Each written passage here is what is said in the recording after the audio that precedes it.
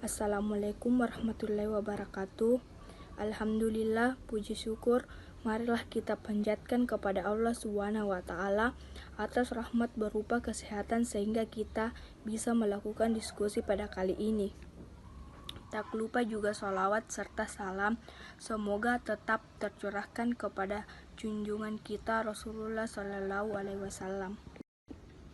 Baik, kami dari kelompok 6, yaitu kompensasi pegawai, akan prestasikan hasil kerja dari kami, di mana anggotanya terdiri atas nama Mukrimah saya sendiri, kedua Dwi Sulsilawati, ketiga Cindy, keempat Mirnawati. Ada pula materi yang akan dipaparkan. Yang pertama itu pengertian kompensasi, kedua jenis-jenis kompensasi, ketiga tujuan manajemen kompensasi, keempat fungsi kompensasi, kelima manfaat kompensasi, keenam faktor-faktor yang mempengaruhi kompensasi, ketujuh penentuan kompensasi, dan yang terakhir tahapan menentukan kompensasi. Baik, langsung saja saya Dwi Sulsilawati selaku pemateri akan menjelaskan materi pertama, yaitu pengertian kompensasi. Kompensasi adalah seluruh imbalan yang diterima karyawan atas hasil kerja karyawan tersebut pada organisasi. Kompensasi bisa berupa fisik maupun non-fisik dan harus dihitung dan diberikan kepada karyawan sesuai dengan pengorbanan yang telah diberikannya kepada organisasi atau perusahaan tempat ia bekerja. Perusahaan dalam memberikan kompensasi kepada para pekerja terlebih dahulu melakukan perhitungan kinerja dengan membuat sistem penilaian kinerja yang adil. Sistem tersebut umumnya berisi kriteria penilaian setiap pegawai yang ada, misalnya mulai dari jumlah pekerjaan yang bisa diselesaikan, kecepatan kerja, komunikasi dengan pekerja lain, perilaku, pengetahuan atas pekerjaan, dan lain sebagainya. Materi selanjutnya yaitu jenis-jenis kompensasi. Yang pertama, kompensasi langsung. Kompensasi langsung merupakan penghargaan yang diterima karyawan dalam bentuk uang. Kompensasi langsung terdiri dari gaji, upah, insentif, dan bonus. Yang kedua yaitu kompensasi tidak langsung.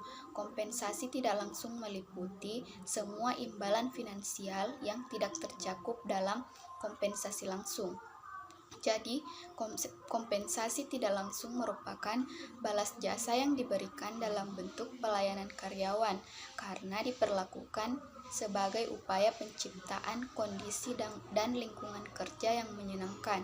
Kompensasi tidak langsung terdiri dari pembayaran upah untuk waktu tidak bekerja atau time of benefit, perlindungan ekonomis terhadap bahaya, program pelayanan karyawan, dan pembayaran kompensasi yang ditetapkan secara legal. Selanjutnya yaitu tujuan manajemen kompensasi. Tujuan manajemen kompensasi adalah untuk membantu organisasi mencapai keberhasilan strategis sambil memastikan internal equity dan external equity. Internal equity atau keadilan internal memastikan bahwa jabatan yang lebih menantang atau orang yang mempunyai kualifikasi lebih baik dalam organisasi dibayar lebih tinggi. Sedangkan external equity atau keadilan eksternal menjamin bahwa pekerjaan mendapatkan kompensasi secara adil dalam perbandingan dengan pekerjaan yang sama di pasar tenaga kerja. Baik, itu saja penjelasan materi dari saya. Selanjutnya akan Baik, saya Cindy selaku pemateri ketiga akan melanjutkan materi selanjutnya. Materi selanjutnya yaitu fungsi kompensasi menurut Martoyo tahun 1994. Yang pertama, penggunaan sumber daya manusia secara lebih efisien dan lebih efektif. Yang kedua, mendorong stabilitas dan pertumbuhan ekonomi. Selanjutnya yaitu manfaat kompensasi. Yang pertama, manfaat kompensasi bagi organisasi atau perusahaan yang bersangkutan. Yang pertama, meningkatkan semangat kerja dan kesetiaan karyawan terhadap organisasi. Yang kedua, menurunkan jumlah obsesi para karyawan dan menurunkan perputaran kerja. Yang ketiga, mengurangi pengaruh organisasi karyawan terhadap kegiatan organisasi. Yang keempat, meminimalkan biaya-biaya kerja lembur, yang berarti mengefektifkan prestasi kerja karyawan. Yang kelima, mengurangi adanya interferensi pemerintah dalam rangka penyelenggaraan kesejahteraan karyawan. Yang kedua yaitu manfaat kompensasi bagi karyawan, diantaranya 1.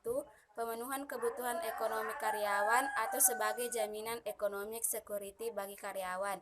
Kedua, mendorong agar karyawan lebih baik dan lebih giat, menunjukkan bahwa perusahaan mengalami kemajuan.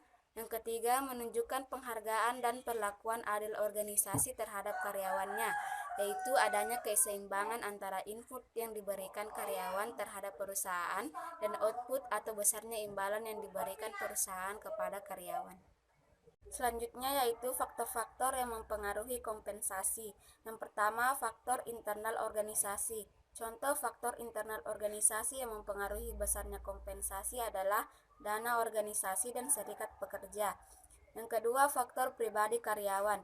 Contoh faktor pribadi karyawan yang mempengaruhi besarnya pemberian kompensasi adalah produktivitas kerja, posisi dan jabatan, pendidikan dan pengalaman, serta jenis dan sifat pekerjaan. Yang ketiga yaitu faktor eksternal. Contoh faktor eksternal pegawai dan organisasi yang mempengaruhi besarnya kompensasi adalah penawaran dan permintaan kerja, biaya hidup, kebijaksanaan pemerintahan, dan kondisi perekonomian nasional. Baiklah, materi selanjutnya yaitu penentuan kompensasi. Tujuan kompensasi yang diberikan ditentukan oleh harga atau nilai pekerjaan dan sistem kompensasi yang diterapkan. Yang pertama, harga atau nilai pekerja. Penilaian harga suatu jenis pekerjaan merupakan tindakan pertama yang dilakukan dalam menentukan besarnya kompensasi yang akan diberikan kepada karyawan. Penilaian harga pekerja dapat dilakukan dengan dua cara, yaitu bagian A, melakukan analisis jabatan atau pekerjaan, bagian B, melakukan survei harga pekerjaan sejenis pada organisasi lain. Yang kedua, sistem kompensasi. Beberapa sistem kompensasi yang bisa digunakan adalah yaitu bagian A, sistem prestasi, bagian B, sistem waktu, bagian C, sistem kontrak atau borongan. Materi yang terakhir, tahapan menentukan kompensasi. Tahap pertama, mengevaluasi tiap pekerjaan dengan menggunakan informasi analisis pekerjaan untuk menjamin keadilan internal yang didasarkan pada nilai relatif setiap pekerjaan.